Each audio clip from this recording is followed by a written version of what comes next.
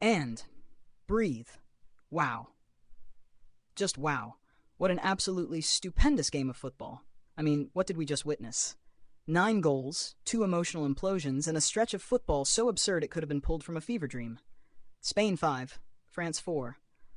That's not a scoreline, that's a plot twist. You don't watch a game like that. You survive it. You come out the other side dazed, probably a little hoarse, and wondering whether you imagined half of what happened. Spain to the Nations League final, France to a dark room with soft music and perhaps some soul-searching. Because this wasn't just a match, this was a full-blown footballing opera. And like all great operas, it had elegance, collapse, rage, redemption, and naturally a 17-year-old conducting the chaos like it was his part-time hobby. Lamine Yamal, 17. He's barely finished puberty and he's out there ghosting defenders, converting penalties with a smirk, and jogging back like it's recess. From the very first whistle, you could feel the electricity fizzing in Stuttgart. Not that sterile, corporate big-game tension. No, this was something primal. Spain started with that slow, stalking pace, like they were circling their prey.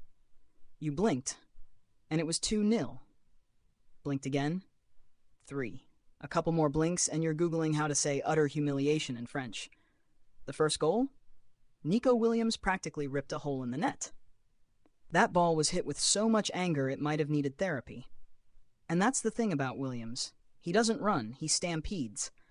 Give him an inch, and he'll set fire to the flank, toss in a cross, and probably shout at you for not reading his mind. That opening salvo was textbook Spanish efficiency. Yamal and Oyarzabal weaving together like they've shared a childhood bedroom, then a clever little layoff and bang, Williams detonates one. France? At that point, France looked like someone had unplugged them. Flat. Rattled. The kind of defending that makes you question if they've met before. Lenglet and Kalulu looked like they'd been paired on a blind date and neither of them brought conversation. 3 minutes after the first, here comes Marino, latching on to a deft pass like he'd paid extra for expedited delivery. 2-0. And not even the courtesy of a breather. But it wasn't just the goals, it was the sensation. The swell of inevitability. Spain didn't celebrate like madmen. They just turned, nodded, and got back in position. Like they knew. Like they knew that France were on the ropes, and all they had to do was keep swinging. And swing they did. By the time Yamal was rolling his penalty home for 3-0, it felt cruel. You could see Rabiot's face twist in a did I just do that kind of way after bundling the teenager over in the box. Of course, there was a brief check for offside, just to stretch the suspense. But come on. You don't deny a narrative like that. Not when Yamal's standing there, calm as a monk, stroking it past Maignan like he's flicking a crumb off the table. And what followed? That fourth goal. My word. Pedri, gliding into the final third with that unhurried quality, like he's got all the time in the world, like everyone else is playing on fast forward. Williams finds him. The French defense collapses like a cheap tent, and Pedri lifts the ball like he's tucking it into bed, 4-0. France in tatters. Deschamps in a trance. And the crowd? In rapture. Total football. Clinical, cruel, captivating. Then came the whisper of a miracle. Mbappe from the spot. A goal that felt like a belated RSVP to the game. Was it hope? Was it consolation?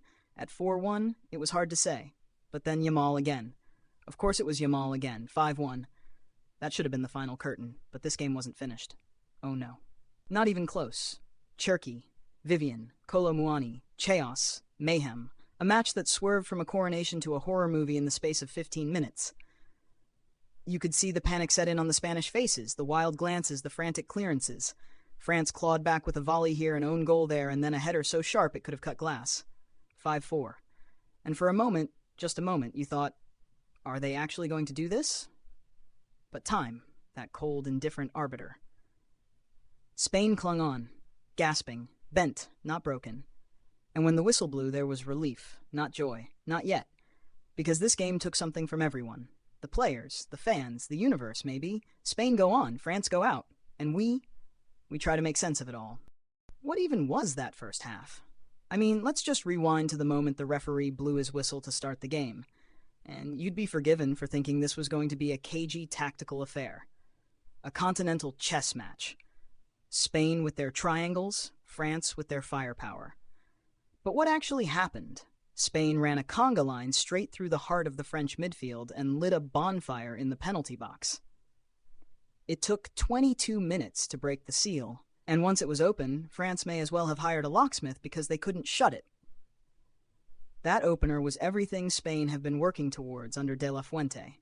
Quick interplay, spatial awareness, Yamal looking like a digital cheat code, and Williams finishing like he had something personal against the goal net. Boom. 1-0. It felt surgical. It was surgical.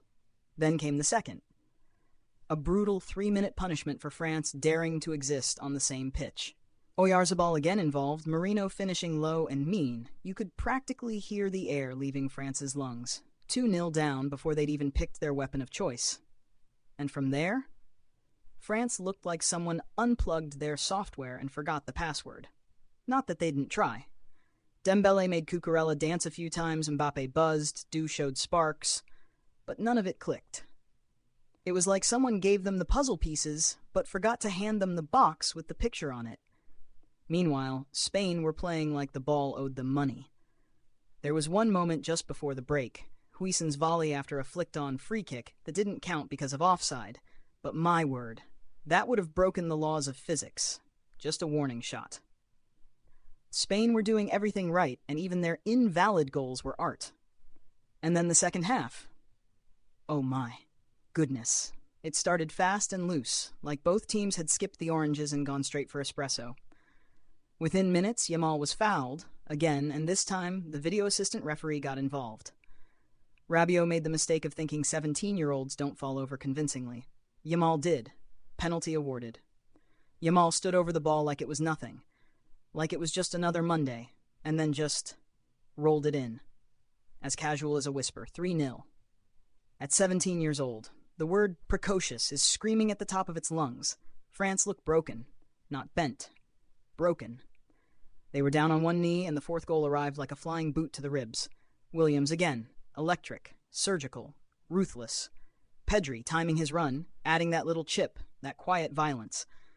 4-0. I saw some French fans looking for the nearest tunnel out of the stadium. Others just stared.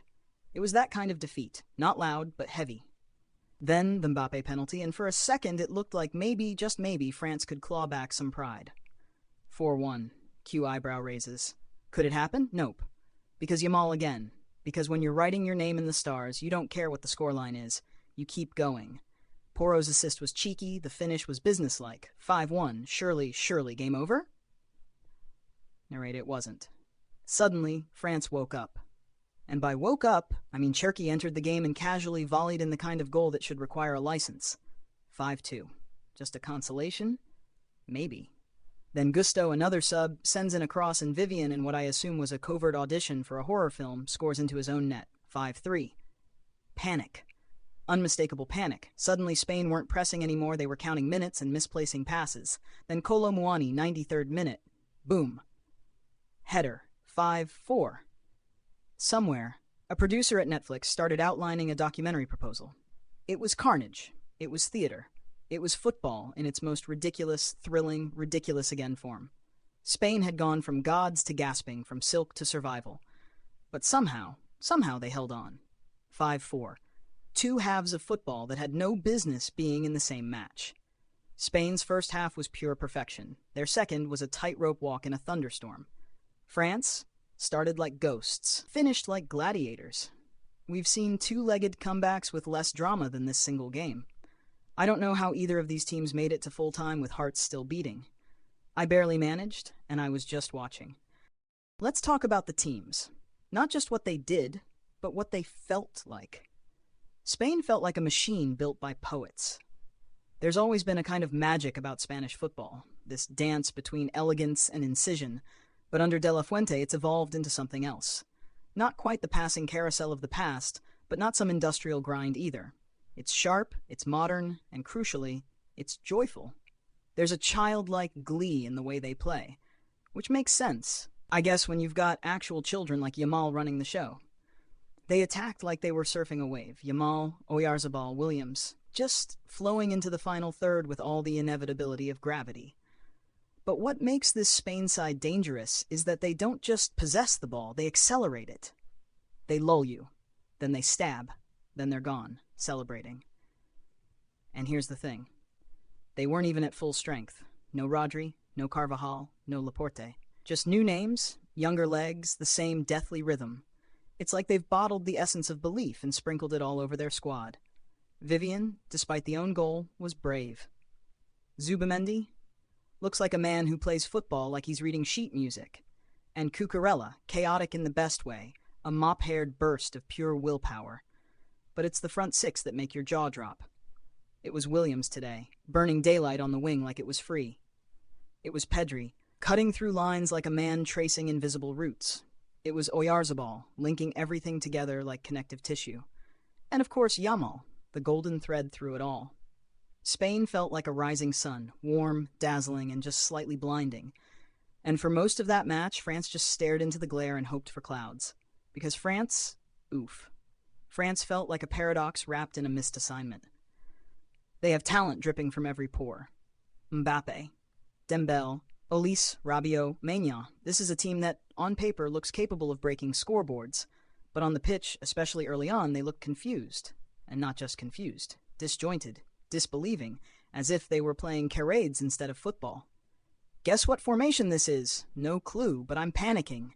There was no bite in midfield. Cohn and Rabiot were overrun. Kalulu, Lenglet, Konate. Not a back three you'd want behind you in a street fight. It wasn't a lack of effort. It was a lack of cohesion. And at times, it was baffling. How do you have that much firepower and no matches to light it? But, and this is important, they almost did it. When they woke up, they turned into this tornado of adrenaline and risk and lunacy. Cherki and Barcola brought invention. Gusto brought energy. Kolo Muani brought that finish. Even the chaos had purpose. It was as if France had to fall off a cliff just to remember they could fly. And look. Deschamps deserves his flowers for that final 15. Triple subs, total belief, no dignity spared. But this isn't a team you figure out in patches. France needs structure to balance the madness. Right now, they're a fireworks store with dodgy wiring. Explosive, gorgeous, but dangerously close to a mess. Still, you felt something, didn't you? That surge. That late-blooming hope. Spain played better, but France made it an event. They came to the funeral and left with half the guests dancing. If there were 5 more minutes, who knows? In the end, this wasn't a story about tactics or formations. It was a story of tempo. Spain dictated. France reacted. Spain wrote the verses. France screamed the chorus. Both sides brought something unforgettable. Spain, the control, the precision, the bloodless execution. France, the madness, the energy, the fury of the almost. And here's the kicker, they'll both be back. Spain in the final, sure. But France? They don't stay down for long. They don't get sad. They get furious. That third-place game against Germany suddenly looks like a therapy session with goalposts. Let's talk about the individuals. The characters in this fever dream. The players who made us scream, made us wince, made us question the natural order of football and possibly time itself. Lamine Yamal. I mean, where do you even begin? 17 years old, 17. At that age, I was still trying to figure out how shoelaces worked. This kid is out here ghosting Adrien Rabiot, winning penalties, rolling them in like he's caressing a glass of wine, and then scoring again like the football gods personally installed cheat codes in his DNA. It's not just that he's talented, it's that he knows it. Every touch, every pause, every glance, it all says, yeah, I know exactly what I'm doing. It's terrifying and hilarious. You're watching defenders twice his age, twice his size, try to contain him like he's a weather phenomenon. Good luck with that. And Nico Williams? Man was possessed. Electrified. It felt like every time he touched the ball, he left scorch marks behind. That opening goal? Pure vengeance in football form. And then there's his assist for Pedri. Beautifully weighted, brilliantly timed, and the kind of unselfish decision-making that makes managers tear up in post-match interviews. If you gave him a flamethrower, he wouldn't be more dangerous than he was on that left flank. Speaking of Pedri, the soul of Spain's midfield. You don't watch Pedri. You kind of absorb him. He glides. He doesn't sprint. He doesn't stomp. He floats, like a quiet genius solving problems you didn't even notice yet. His goal was a lullaby disguised as an execution. The awareness, the composure, it's almost insulting. Oyarzabal deserves a paragraph of pure appreciation. The kind of player who doesn't always grab the spotlight, But tonight, he was the spotlight's electrician. 2 assists, both delivered with the poise of someone doing crosswords while everyone else is screaming. His link-up play with Yamal was poetry. That's sort of sixth sense stuff, like they've been secretly practicing together on a hidden mountaintop.